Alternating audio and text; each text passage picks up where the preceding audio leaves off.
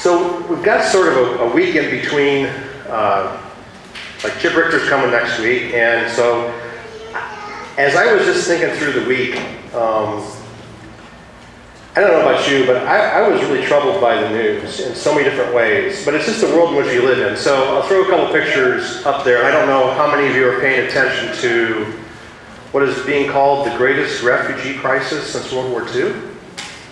Literally 300,000 people are traveling from, and you really can't see it, but up here in the upper corner there, that map is actually Syria, and above that is Turkey.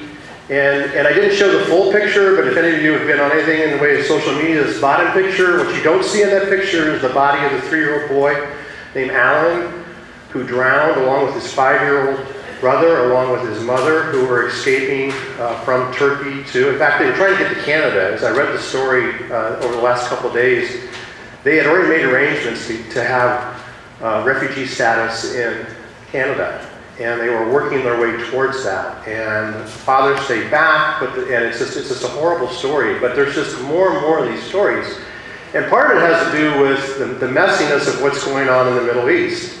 And you know, the reality is this stuff, and you're going to see here in a minute as we lean into a story from the Old Testament, this stuff really isn't much new. The truth is that our world has been broken and disconnected, but we have to wrestle with that sitting here in Mansfield, Ohio at the corner of Linden and Maple Street. Now on the other side of the screen is what was last Sunday night, which was the MTV's Video Music Award. And I hope none of you watched it, because it was the most heinous, the most gross, the most in-your-face, at every point, insult to our, about where the culture is. And yet, I guarantee you, it's MTV, which is where a lot of our teens are spending their time. It's the content that they're downloading. Average student today listens to 7.5 hours of content, 7.5 hours a day of content that speaks about stuff that just isn't good. And Miley Cyrus was there. There's 2 different pictures, and at every point she was on stage, it was offensive. It was offensive in every way imaginable.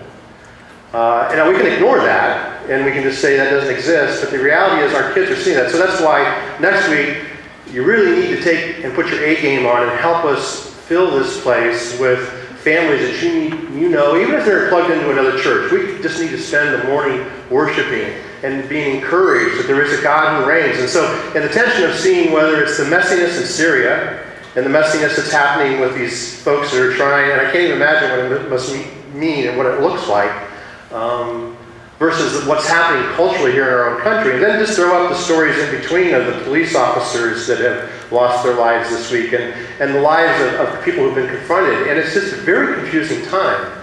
And so the title of our conversation this morning, and I just want to posit some ideas with you as we look at an Old Testament story.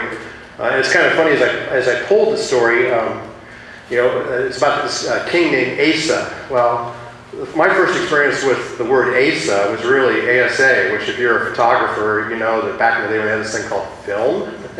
Film actually had a rating, and if you wanted Kodachrome 64, it meant it was ASA 64. But so anyhow, it was just interesting as I was looking through the Old Testament going, I know that story. No, I don't. It's not about film. It's actually about this king who God used in a time when, much not unsimilar to our own today, it's back in the Old Testament time, but let me start with this, because I think this is another reason why I'm sort of wrestling through this. Are you familiar with the sculptor Rodin? Is that how you say his name? Rodin? Apparently, during the 1890s or so, he started making these sculptures of hands, of the hands of God, and literally they started showing up in the museums all over France, all over Paris. I don't know how many museums they have, but there were several. But one night, some thief went in and broke into the museum and actually stole one of the statues. And the headline on the paper the next day simply said, "The hands of God are missing." The hand of God is missing. And when you think about the messiness of this in our culture, you think about the things that we push through every day, sometimes we ask that question, where is God? Where is God? And even for somebody like Miley Cyrus, who we sort of know her story, and even a couple of the little segments that they did with her was with her father. And it's like, I can't even imagine having that kind of conversation with my daughter in that context. in public about things that are really meant for private. And yet that's where we've sort of stepped down to. And so as the church, it's our responsibility to sort of wrestle through these things, because as we sat as a worship committee earlier this week, the idea of what is the purpose of worship? And the one of the things that I wrestle with coming to this tradition new, in fact, take out your worship program, and if you look at the back page, what title do I have on the back page? Worship leader, which is like, okay, I can't sing, so I'm really glad we've got an organ that plays really loud, because you don't want to hear me sing, and I always make sure my microphone's off so that you don't hear my voice. But when we think about worship, what is it really supposed to be? And so the idea of what Sunday morning is supposed to look like is when you come through the doors, as you enter into this space, is that in everything that we try to do, everything that we offer you, from the kids' message to even the kids' ministry that we'll be launching here in a few weeks, is really about how do we encounter God.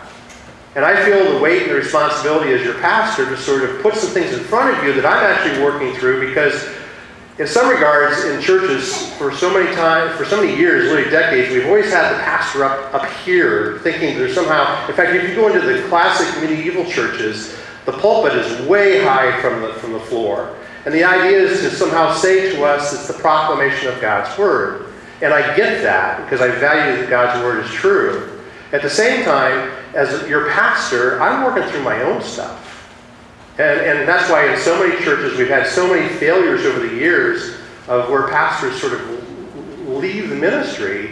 In fact, what's really amazing is if you're a seminarian and you push into seminary as a fresh out of college kind of young person, and you go to graduate school, get your seminary degree, the idea that you'll retire today as a professor, either a professor in the seminary or as a pastor, more importantly, is 10%.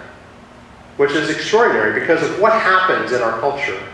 And the truth is, even the idea, when I was out with Liz Pritchard earlier this week to visit some of our folks, and everybody calls me the pastor, and so I'm quick, if you haven't been with me, to point out that you're a pastor too, if we're doing these things, because really within the context of Christianity, and particularly in our flavor of Christianity, that we believe that we're all it's the priesthood of all believers, that we're all pastors, that the veil that was between us and the Holy of Holies back in the Old Testament time. So again, one more time, I love this architecture that points out to us that the cross is there for us, and there's nothing that separates us from God's mercy and His grace, and that we each have that together. Now, I feel the weight of being charged weekly to walk with you, and so this morning I just want to talk about when we seek after God, what is this supposed to look like?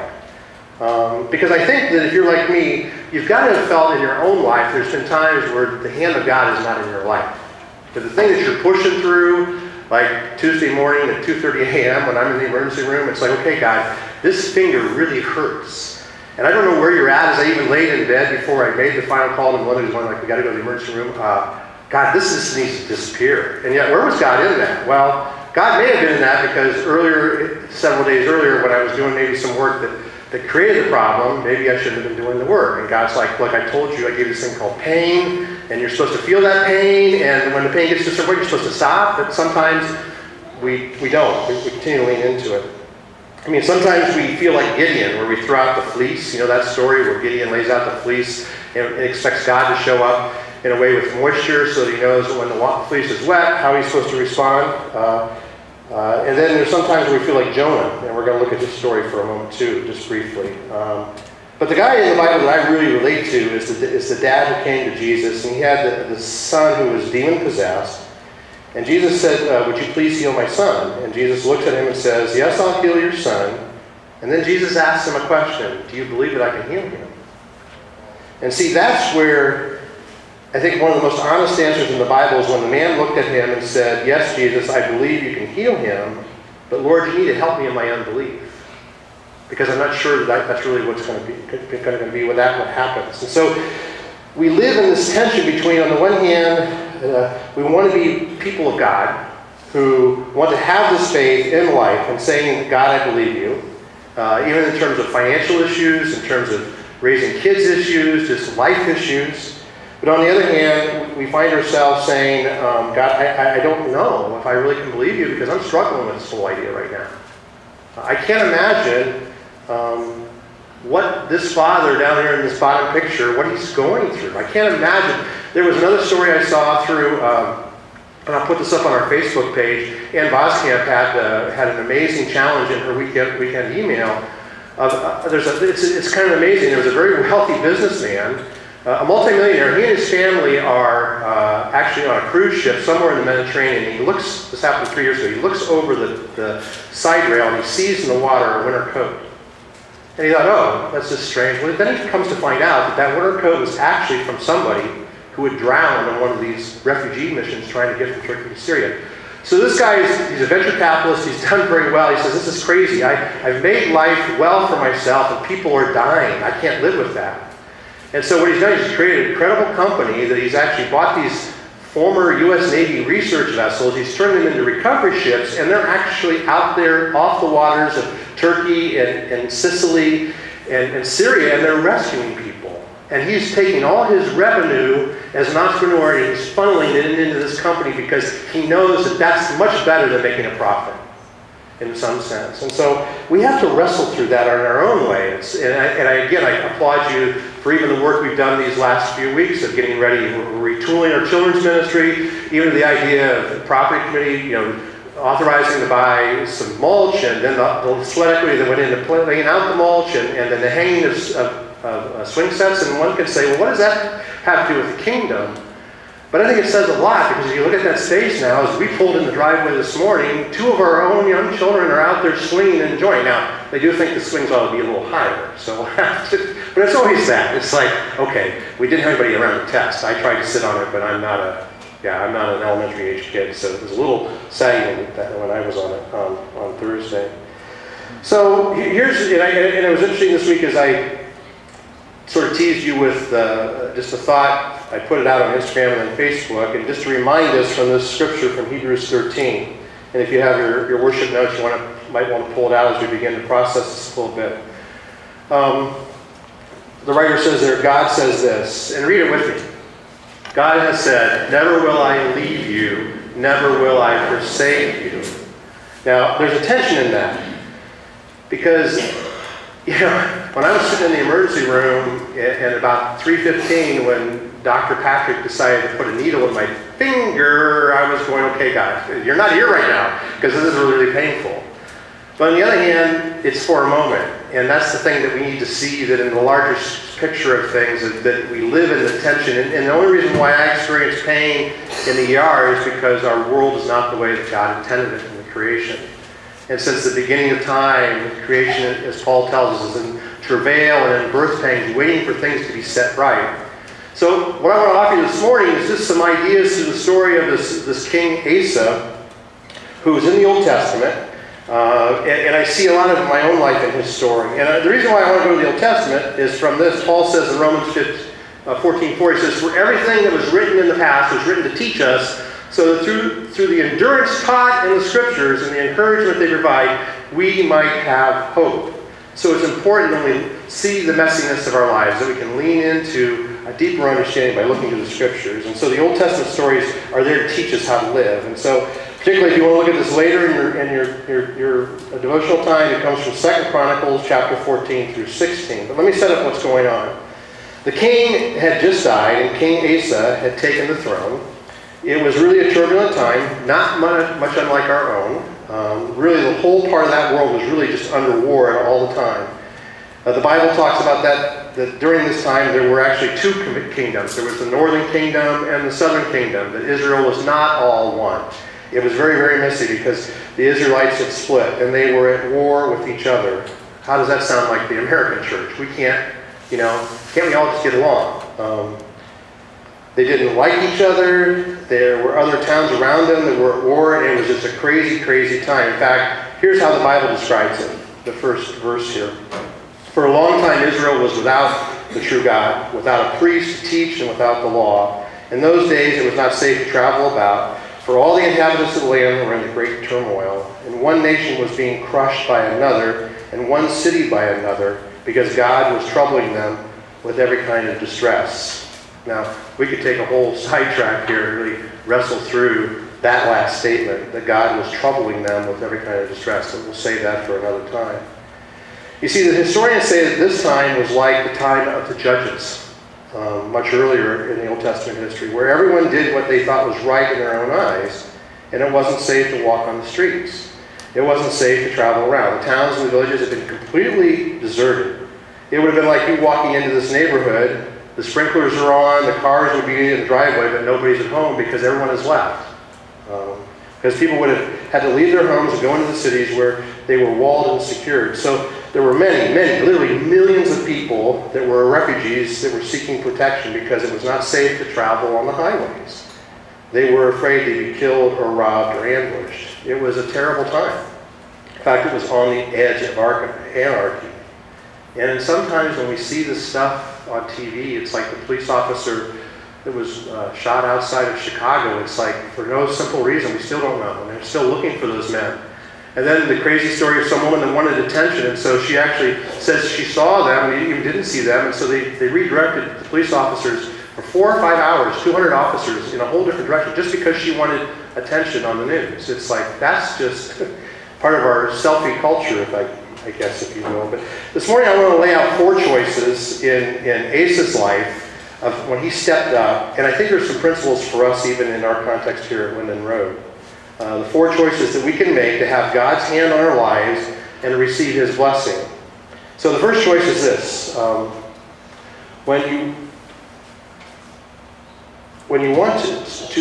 You must be willing to risk following God. You've got to be willing to risk. It's going to be uncomfortable. It's going to take your time, talent, and your resources if you plug into a local faith community. But I want to suggest to you there isn't a greater blessing that comes from this. Because Asa, as you see there, verse 2 of chapter 14, it simply says this, and Asa did what was good and right in the eyes of the Lord his God.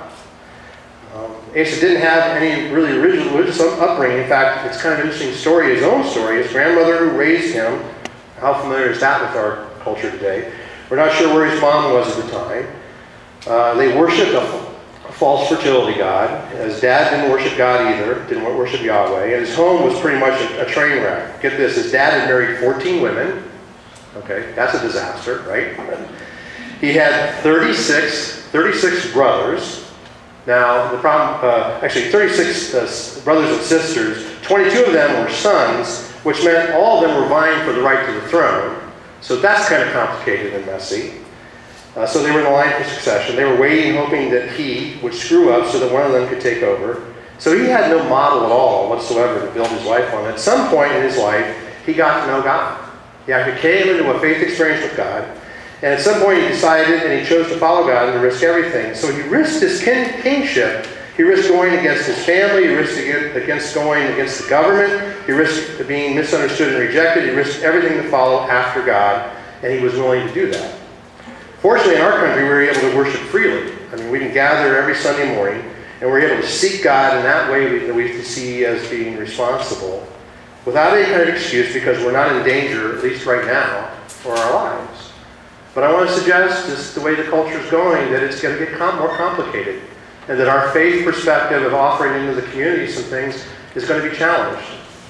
And in some regards, it's because we haven't carried that banner very well. So what King Asa, or what we deal with all the time, was who are we going to put our faith and trust in? So let me ask you a question this morning. Where do you need to take a step of faith in your life? Where do you need to step out and trust God in a way that Asa trusted God? In a relationship maybe with somebody. It may even be somebody for next week to invite to the Chip Richter Day, our rally day. Because it's messy, because church is messy. The church is actually scary sometimes. And so that's one reason why even next week to say to you, next week as we invite our friends in, let's come casual. We can dress up the next week, but it's our first time to invite folks to begin that relationship so that when we see them next time, maybe that won't be such a barrier to them, because there are people that are afraid to come into our building. Not just our building, but many of our modern churches, because they feel like, even last Sunday there was a young man here who was encouraged to stay, and yet said several times to several people, several of you, and then even said to me, as I talked to him after service, it's like, well, I wasn't dressed for church. Well, I get that, but knowing what his story was and what he was pushing through, I want to give him permission that that's okay, and that God's okay with that. So it's okay in the midst of how we work these things through to have doubts. It's okay to have questions. That's the last series we had about God never said that, is this idea there's some things It's okay to work through the tension and the messiness of our lives. And that's why, again, Rally Day is so important. That's why it's so cool that Bud and Jane and Walt and Candy went out and knocked on some doors and began conversation with people. Began conversations one more time, and I know you did it last year for the hog roast, and you've done it other times, but it takes like 7 touch points with a person before they'll actually come and check out for the first time. And so even as you leave today, there are postcards out there, as I mentioned, for you to take one. Risk, take one. That's the first thing of connecting others to this great story. Put a note on it and send it to them. We've made it as easy as possible, and then you just have to put your stamp on it. So let's go back to the story of King Asa.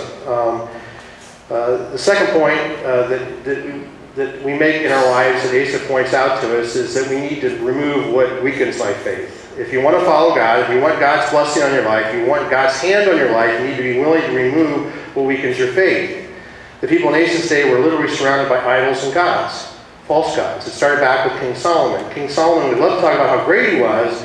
He was this fantastic king, but it was messy because as King Solomon got into his elder years, he started doing all this crazy sort of worship stuff of idols that wasn't Yahweh, it wasn't God. And it was so crazy that not only when people would walk out of their homes, there would be this giant, huge statue of a fertility god, or the harvest god, or the sun god, or a god they would never have heard made up. These are statues everywhere, all over the land.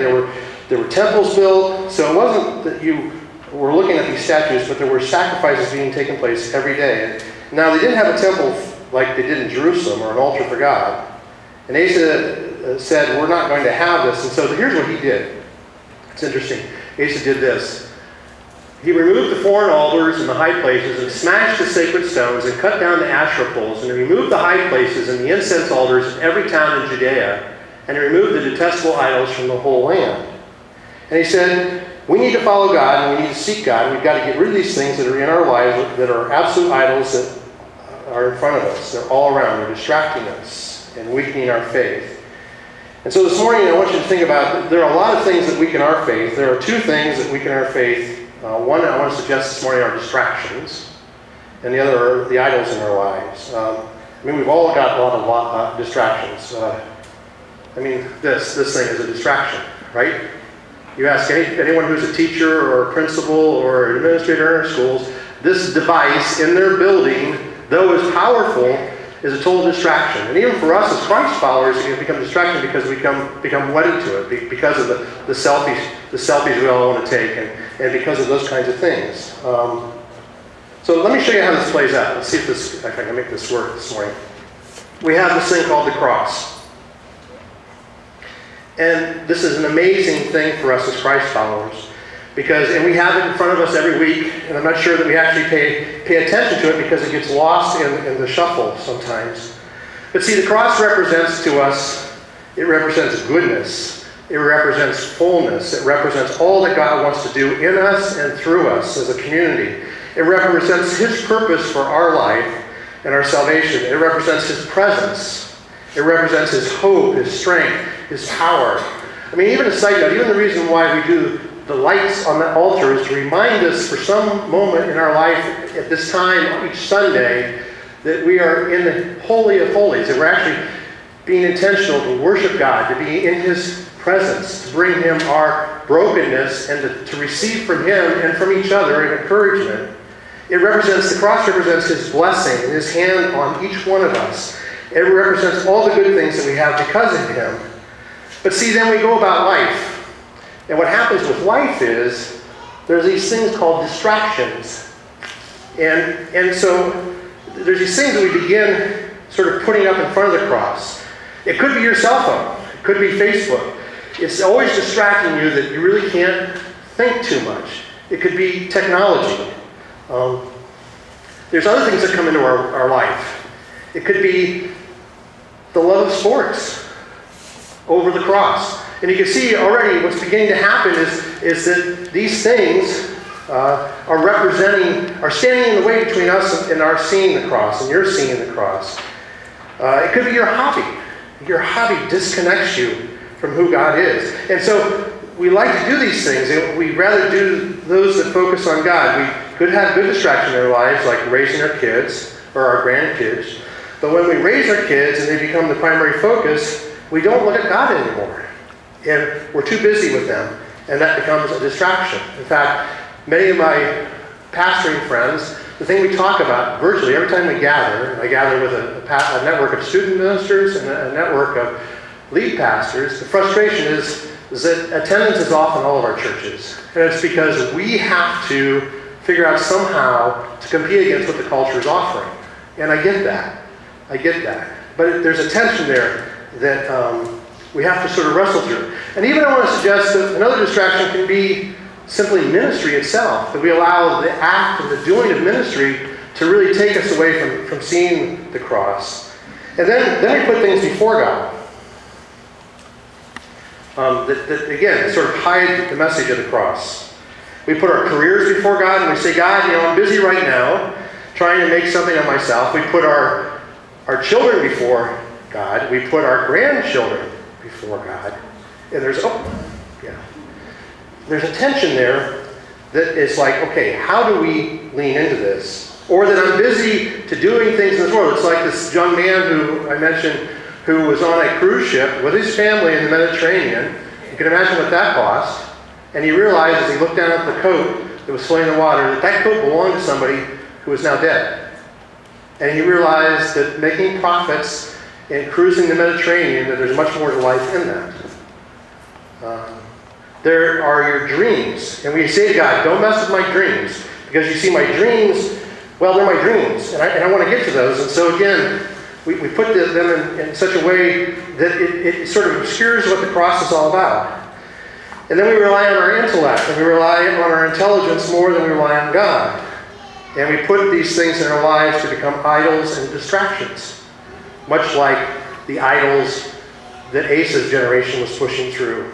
And pretty soon, we've got a mess of our life. And we can't see God clearly anymore because we've built our own idol. Now I know everyone's idol looks different. And we've built our own idol and it's blocking us from the cross. You can't really see it anymore. It's blocking us from seeing Christ clearly. So when we go through hard times, when we go through struggles, we've got problems, our faith begins to weaken because we can't see Jesus clearly anymore because we've got all these things that are between us and Him, between Him and the cross. Now, what's interesting is we know this is true in terms of the idols that the ancient folks had because even now, I mean, these folks carried idols everywhere. As the archaeologists are actually digging up digs now, they're finding all these little statues and stuff that people would carry with them everywhere. They would carry them in their pouches, and they would carry them when they traveled, and they'd pull this doll out, and they'd pull out this little trinket out, and they would start praying to it. Now, you may say that that's silly. That's like pulling out Barbie and praying to Barbie. And it is silly, and they did that. They thought that somehow this little doll would help them with some sort of power, but I think we do something similar in our own lives. And so what we tend to do is, it looks a little bit different, but we take these things, these distractions in our lives, and we just put them all together, and then we take them, we put them in our backpack, and we carry them everywhere we go. So that you can't, it is so amazing, you can't go to McDonald's, you can't go to Starbucks, you can't go to any public place and not see families sitting like this. No interaction, no conversation. And yet at the same time, I know one of the first things that your finance committee agreed to do to the property was we put Wi-Fi in here so that we can make technology available. So there's a tension. Partly because of the idea that we want you to have access, because so many kids today, the idea when you tell them, you go to like the event one and I did for Passion with 20,000 kids, you tell the kids to get their Bibles out and the place lights up with a cell phone or an iPad. But you see, we carry these things. We like our distractions. We like our idols that we've built. And we're going to carry them with us. We're going to put them in there because we want to make sure they stay close to us. Because they're important to us. That's what we do. And we just go about our life, and these distractions are here. The great story of Pilgrim's Progress, about the burdens that Pilgrim had to carry. And it's just, we continue, and then we wonder why our lives are so complicated, because really what God wants is He just wants us to leave these at the foot of the cross. Not as a distraction, but literally at the foot of the cross so that we can find his place for us, each of us. Because you see, we're in a race. We're in a race. In fact, Hebrews 12. Well, let me just show this thing I thought was amazing. Okay, we are so distracted in our culture that they've actually made a toilet paper holder that actually will charge your cell phone and your iPod Touch so that you can't be disconnected. Okay, this is nuts. I mean, isn't it?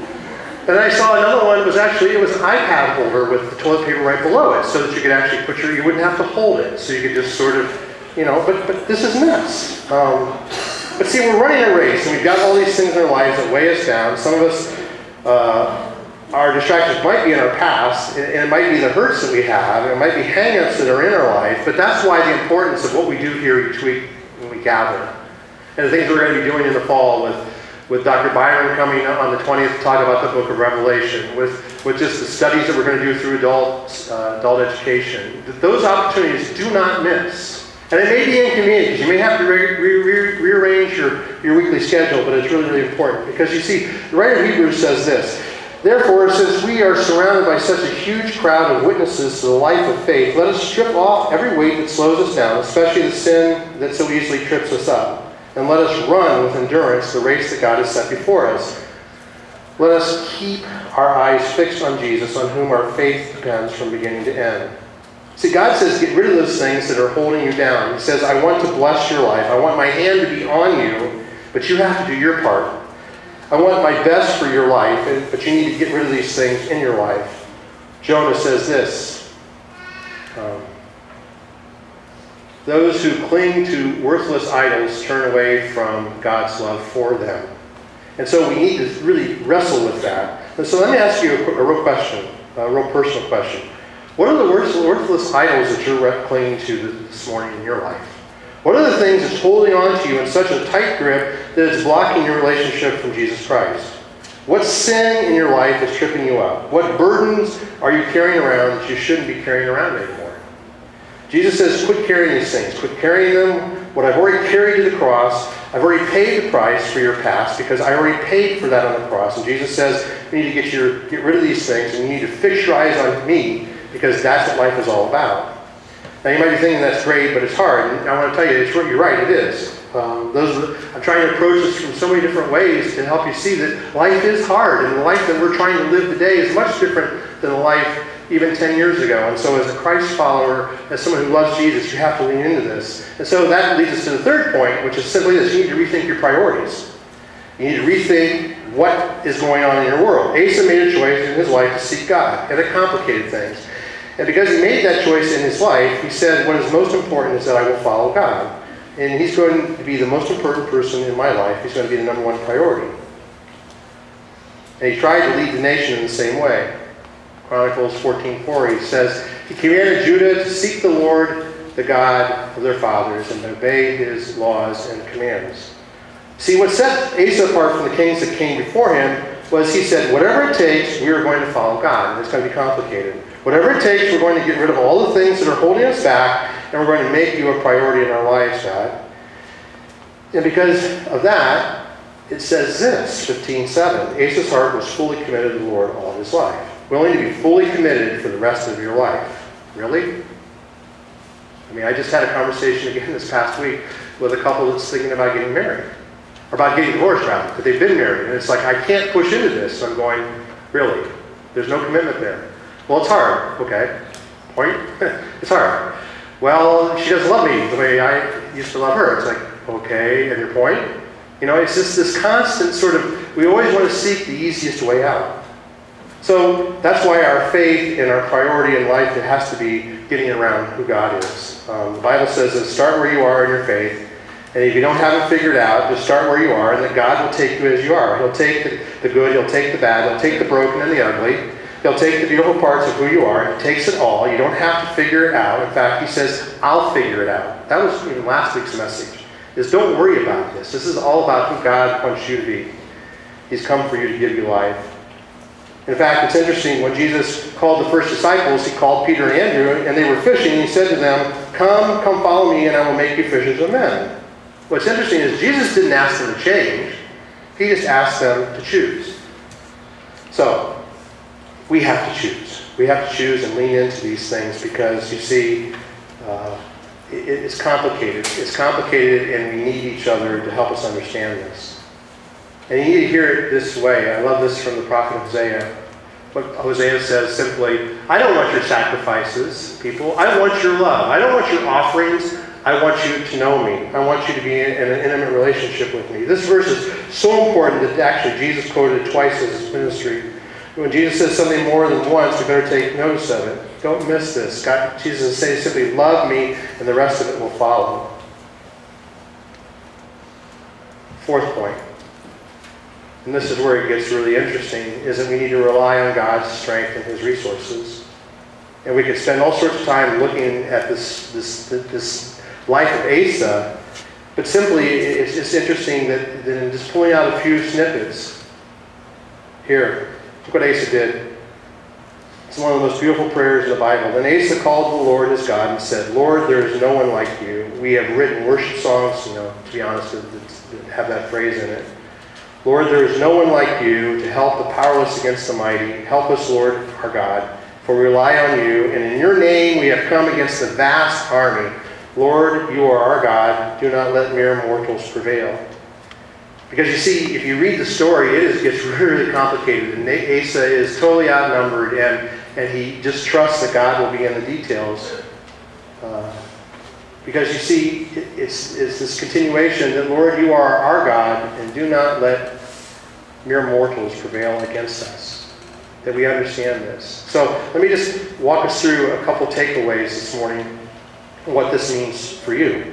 The fact is, when we need to know that there's these three promises that God offers us, that God secures us with understanding. So first of all, God's presence will be with you. His presence will be in your life when you seek after him. 2 Chronicles says this. We read it before. Listen to me, Asa and Judah. The Lord is with you, and you are with him. If you seek him, he will be found in you. So in my faith struggles, in your faith struggles, so often we have thought that God was playing some sort of weird cosmic game of hide and seek. That I would call out to him and try to seek him, and I would not find him. I'm thinking he's hiding his face from me. And I can't imagine what those folks are thinking even this morning as we sit here in our comfort zone of being on a boat somewhere in the middle of the Mediterranean trying to get to freedom. But you see, there's a promise that he gives us in the midst of our messiness. He promises his presence in our lives when we seek after him. The second promise is this, that God's protection will be over you. Now, I know that may seem strange, especially when we see the story of the photo that went viral of this young 3-year-old boy that drowned. Where was God's protection in his life? Well, that's a deep question. At the same time, we have to remember as Christ followers, this life isn't all there is. We have to believe that. We have to hang on to that. That has to be the promise by which we live our lives every day, that there is a life to come. And so even if our life is messy and disconnected here, again, and that's the result of original sin, back to the fall, and we're just always trying to be working towards that. Even this week as I sat with many of our nonprofit leaders as we're talking about the Christmas giveaway program, we met at the Richland County Foundation. And it was interesting as they talked about one of the news sources, I won't say which one, but they were talking about this one particular does a sort of sponsor family at Christmas, and the way they come about their stories is finding stories that are sad enough. Because if the story isn't sad enough, people won't respond to people in need. That angers me. Now, I get it too. There may be people who have need that really we need to help them in terms of the talk to charity, figure out how to give them so that we can move them from where they are to where they need to be. But that's messy. And that the need is so much greater, even to the point where we've shared the story. There's another nonprofit in our community that as they tried to do their Christmas giveaway program, they asked families to step up and give 6 hours, can't even do it, 6 hours, of volunteer time over a 4-month period.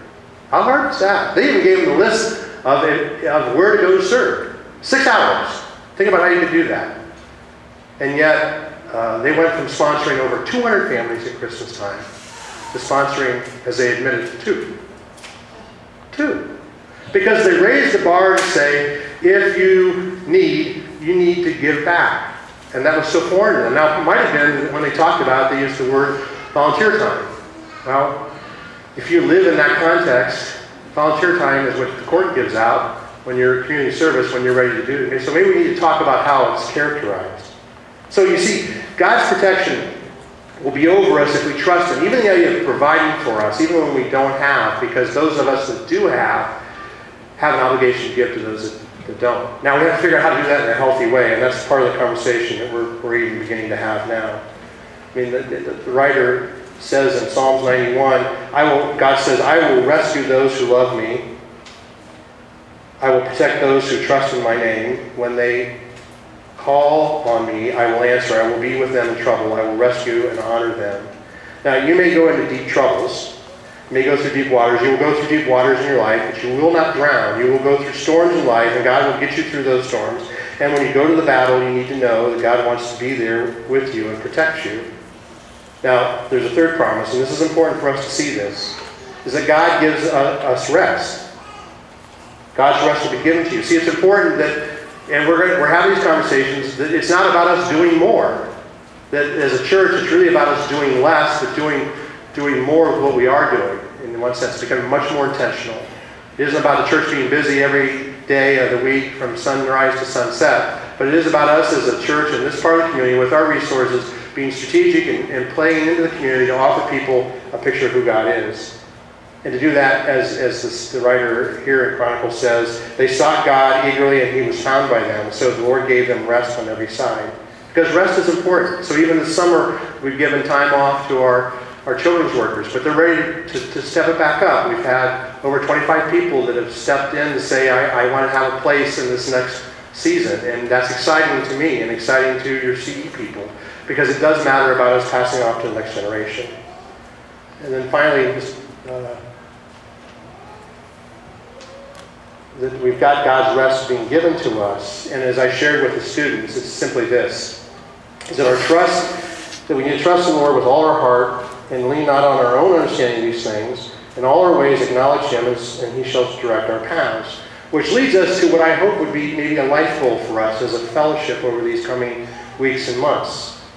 To seek God in every area of our life and this is where it gets contentious, is that when we don't know what to do and when we do know what to do. In fact, I would encourage you, in closing, right on the top corner here, the number 7:14 is the time. 7:14 a.m. Would you covenant with us over the next, between now and the time we launch, to join each morning at 7:14 in prayer? To pray, first of all, pray for your session, pray for your elders, pray for your deacons, pray for me, pray for our families, but pray in a particular way that God would help us know what He's calling us to do. We've invited the neighborhood in on September 17th, and you're more welcome to come and join us into the Rose House to have a conversation, just to introduce the property in a specific way. And pray for that. Pray for those people who need a space that's safe and need to see what we might have to offer. And then pray about resources, about how those things come together. And to realize in the messiness, whether we go back to the picture I started with, of just where we find our lives every day, with the realities of the culture's against us, there is just horrible things happening in the world. But we need to stand with the truth that God desires to be in a relationship with us and that we should not fear. And so this morning, as I invite you into joining me in it's a new worship song. The students have sung it. It's simply a song from Chris Tomlin called "Who Shall I Fear?" Whom shall I then fear? And so as you stand and join in this, let these words resonate no matter what you're pushing through, that life is good and that God is in control. And though it may look messy for a moment, that you have nothing to fear because He goes before you. And even as you stand and look at the words, notice that the cross is behind there, the victory that Christ has won on your behalf. So please stand.